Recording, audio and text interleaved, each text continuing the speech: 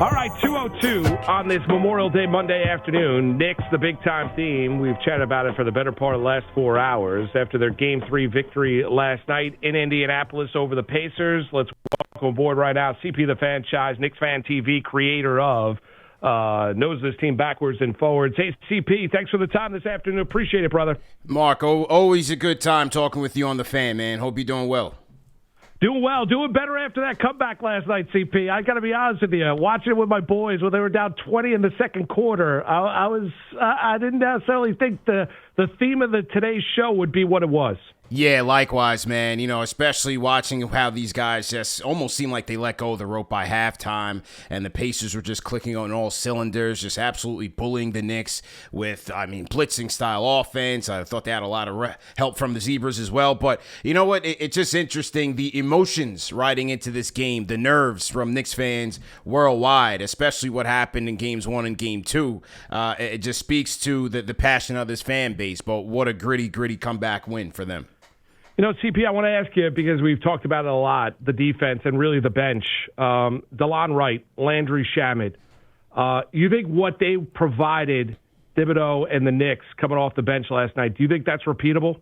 I think it is, Mark, and he has to go to those guys off the bench. I mean, the key for this Knicks team, whether it's winning the series or even the championship, is going to be through their defense. And the reality is that their big two, led by Jalen Brunson and Karl-Anthony Towns, are their biggest weaknesses on the defensive end, which teams are always going to target. And so Tom Thibodeau's challenge right now is finding the most optimal offense to defense combinations that can keep this Knicks team not only in these games, but allow them to win.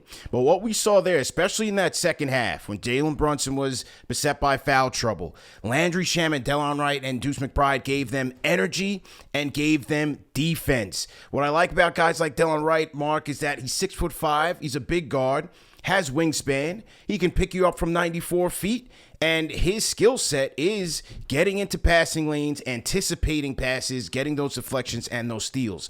Those are the type of extra plays that, while it might not ring out on the stat sheet, those are the things that can slow down a high-octane Pacer offense and limit or even end those possessions. So you need energy from guys like that. Yeah, and they held Indiana to 42 points in the second half. And what we saw, CP, is that when you get them into having to run half-court stuff, the majority of it, Indiana looked like, at least for one game, at least for one half last night, looking capable of being efficient offensively. Yeah, no question about it. And again, that is why those role players who are able to defend, especially when Brunson on the bench, is key. Because Indiana, even in their half-court sets, Mark, they want to run multiple sets until they get the optimal matchups. But the thing is, when you have guys like McBride and Mitch Robinson's out there and Shamet, like those guys did not give up an inch. And so that was key for them in that stretch. And I thought a big key in this stretch, Mark, was around the 7-minute mark in the fourth quarter when Jalen Brunson leaves the game with that fifth foul and Miles McBride comes in and he's the point guard. That 7-minute stretch, the Knicks had a 1-point lead and he was able to hold it down for 6 minutes until Jalen Brunson came back in with a minute and a half left. That defense by McBride was vital for the Knicks to hold on, and once Brunson comes back in, what does he do? He gives him 4 clutch buckets to help seal the game. When you look at what Towns was able to do, all the frustration, all the fouls, and some of them, I just don't understand why Karl-Anthony Towns takes some of the fouls that he takes, right? But, yes. The 20 points in the fourth quarter, you're looking for a Knick moment for Karl-Anthony Towns last night, and he gave it to you. This was it. He saved their season in that one game with 20 spectacular points. That fourth quarter, he was just brilliant. Aggressive, attacking the rim. He actually got foul calls, which, hasn't been on his side this entire series. But, the threes that he took was just absolutely fearless and needed at that time because he took that momentum in that game and absolutely took over. The dunk that when he dunked on Nebhard and got the foul call, you felt it at that point that the Knicks had a great chance at winning this game. And as I said, man, he truly saved their season. You just want to see some more consistency from Karl-Anthony Towns. Game 2 was a disaster for him where he barely even got in the game in the fourth quarter and in crunch time. So, you have to give him a lot of credit and tip your cap to him. It was really a resilient effort by him and the Knicks. We're talking to CP, the Fanchise, creator of KnicksFanTV. You know, CP, you had heard rumblings. Ian Bagley from SNY confirmed those rumblings about a lineup change going into Game 3 last night, right? With Robinson in, Hart out, Hart recommending it to the head coach, Tom Thibodeau. Do you expect do you expect Thibodeau tomorrow night to roll with the same starting lineup that he had for Game 3? Yes, I do, Mark. And as I said coming into this, this series is going to be about how you best protect Brunson and Towns defensively. And the substitution in terms of bringing Hart off the bench is not an indictment on Hart as a player, but the starting five has been woeful, not just in the playoffs, but since January. They just have not been clicking on all cylinders. And so what Tom Thibodeau needed to do was find, number one, a spark in that starting five, but also a way to end those possessions on Indiana, in particular, in putting Mitchell Robinson in the game, getting both defensive and offensive rebounds. And in those 28 minutes by Mitchell Robinson, they were a plus 7.2 net rating when he was on the court. And so his minutes were impactful. And guess what? Josh Hart is still going to get his minutes. He still got 34 minutes in this game and was just as impactful in crunch time. So, you know, Tom Thibodeau picked the right guy in terms of Josh Hart to come off the bench. He's a guy who's versatile enough to do it, and he has the leadership and to understand that is where he's needed. He was a guy, Josh Hart, that preached all year, they cannot have egos on this dance. And so that was a big, big moment for Josh Hart, and I think this lineup will continue as with Mitchell Robinson at the 5. CP, what do you think the sweet spot is for minutes for Mitchell? You know what I didn't like necessarily yesterday in Game 3, Mark, was he almost played the entire first quarter, and you could see that he got pretty gassed. He was exhausted. He was pretty exhausted, and so I would say around that 25, maybe 30, depending on how you load those minutes. I don't think just entire quarters is going to be ideal for him, but this is also a series where I think they can afford to give a guy like maybe even a Precious Achiuwa some minutes, 5 minutes here or there. If Indiana is trying to counter with guys like Tony Bradley, who's coming out of the G League, and that's no disrespect to him, but, you have Tony Bradley at the 5, you have Obi Toppin at the 5, I believe the Knicks can afford to even put Precious Achiuwa in there to give them a little bit of energy, see what he can provide, and that way you can give Mitchell Robinson a spell. If Karl-Anthony Towns is in foul trouble, you can give him a spell. So I think Tibs can go a little bit deeper into the bench, especially when it comes to the front court. We're talking to CP, the Fanchise, creator of KnicksFanTV, on this Memorial Day Monday. CP, I want to ask you about the two wings. When you look at Bridges, when you look at Anunoby was efficient last night. In only 9 shots, he scored 16, 4 of 6 from behind the arc. What do you need to see from those two individuals moving forward if the Knicks are able to come all the way back, win this series? Yeah, just again, continued efficiency. OG Anunoby had struggled in this series, in particular in Game 2, man. Pascal Siakam really took him out to lunch. And so that was a bit disheartening when your best wing defender was absolutely getting cooked by a guy like Siakam, who, listen, is very capable of doing that. He's a 50-point scorer capable of doing that. So OG Anunoby, I thought he had a bounce-back game, in particular in his efficiency, but also he had a key block in that fourth quarter against Aaron Nesmith. So it was a great block. Yeah, great block. And I love the physicality with the one-on-one defense as well. It was just awesome. Yes, and then look, with Bridges, he needs to be a bit more efficient and a bit more aggressive. I didn't think he was taking it to the basket all that strong, in particular in the first half. Finished with 6 of 8 shooting from the field, 15 points. But again, that's on Brunson and maybe even a Towns to help get him in going early. I believe that when they get Bridges going early, he typically tends to have better games. But his defense on Halliburton and his shooting efficiency is going to help this team win Game 4 and beyond. CP, you mentioned it earlier. I want to ask you, and we talk about it a lot here, and I'm sure you get a ton of questions about it as well, which is when you look at Towns and you will look at it with Brunson, and you look at how impactful the defense was last night with those guys. Towns was on the court, but it was really the other 4 with him that were going out there defending. How does Tibs balance it out, knowing how important those two guys are offensively, but how weak they are defensively?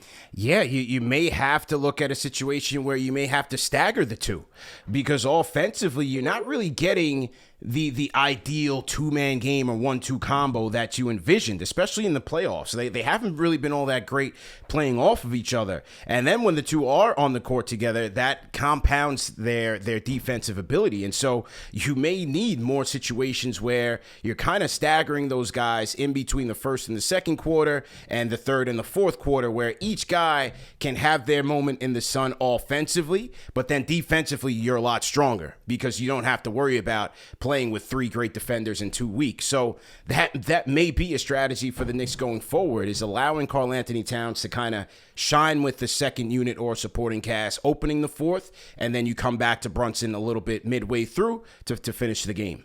All right, I love 7-game series, especially when you look at the NBA, because it's kind of like a serve and volley, right? We saw the response from Tibs last night and him going deep into the bench. If you had to guess, CP, what do you think the response is from Carlisle and the Pacers tomorrow night, Game 4? I think it's going to be more of the same. I mean, I really liked how they operated in the first half of that game, Moose. They put a lot of pressure on the Knicks. The reason why the Knicks ran into a lot of foul trouble was because when they were switching on the defensive end, the Pacers would attack them. They were attacking Brunson on his switches.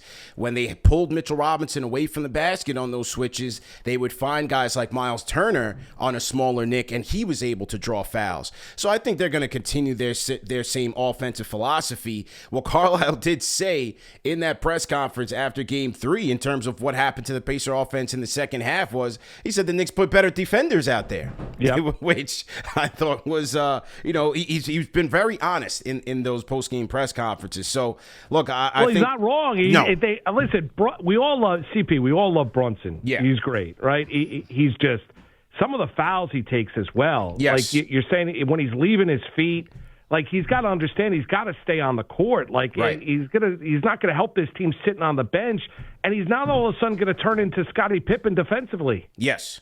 That's correct. And so, as I said, I think I'd expect the same game plan from the Pacers. And one of the things that has kind of been jumping off the charts, especially statistically, is in Game 3, their fast break points, 16-2. Those are the things that the Knicks have to be on guard for. Those extra possessions where, a long three or a misassignment on the defense, on the offensive end, can lead to the Pacers getting quick offense the other way. So the Knicks have to be on guard for that. And again, it's on Tibs to find those optimal offense-defense pairings that doesn't leave them so exposed when you have both Brunson and Towns out there on the court. CP, two more before I let you go. Sure. You think the winner of tomorrow night wins this series?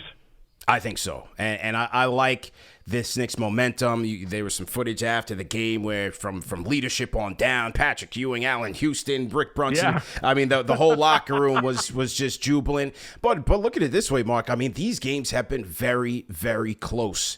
1, 2, and 3 have all been won on the margins. This is still a winnable series for the Knicks. Their defense is going to tell the story here, but I truly believe if they can win this game in Game 4, you get back to a rockin' Madison Square Garden and exercise those demons. I still believe the Knicks are in a good shape to win this series, but it all starts with Tuesday night, Game 4. Now I'll ask you the question that nobody has an answer for, CP, but I'll ask it to you anyway. Why are they so much better on the road than they are at home?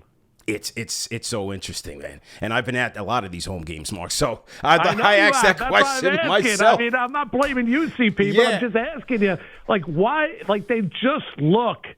And I understand they were down 20 in the second quarter last night. Yeah. But I don't know. They just look a lot more comfortable on the road than they do at home. Yeah. Well, one thing's for sure, and PJ Tucker mentioned this, is that road crowds and the heckles and the jeers they don't really get rattled by that. And so they just seem to come together as a team and get more gritty on the road. Now, obviously, their backs were totally against the wall in Game 3, so they really had no choice there. But for some reason, when they're at home, I don't know if they tend to just let their guard down or they just don't have that same fire. But hey, we saw it in Game 6 against the Celtics where they put a complete two-way effort together, and I think they can do that again in Game 5 should they tie this series up. It's just one thing where I think when they see that this thing is very close and the money's on the line, they will end up raising their level of play and taking this thing.